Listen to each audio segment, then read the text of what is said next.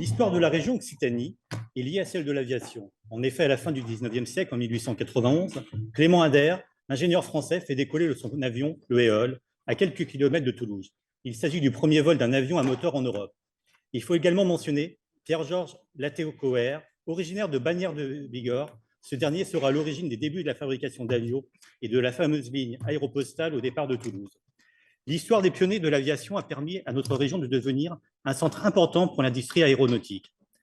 De nombreuses entreprises se sont installées pour y développer de nombreuses compétences dans ce domaine, notamment Airbus, le premier constructeur d'avions civils au monde. Cette société emploie plus de 27 000 personnes à Toulouse.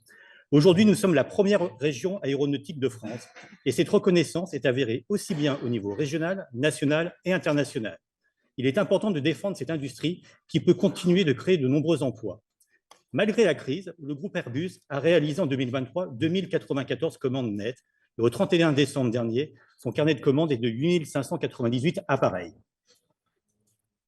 Ce qui va assurer plusieurs années de production et la pérennisation de nombreux emplois.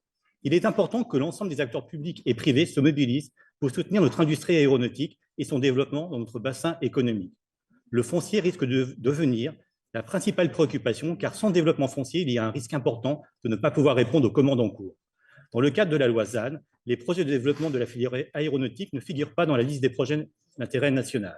Ainsi, considérant l'attachement des élus du Conseil régional d'Occitanie à la filière aéronautique et à la défense de l'emploi en région Occitanie, le Conseil régional réuni en assemblée plénière demande au gouvernement que dans le cadre de l'application de la loi Climat et Résilience, les projets fonciers de la filière aéronautique soient intégrés dans les projets d'intérêt national.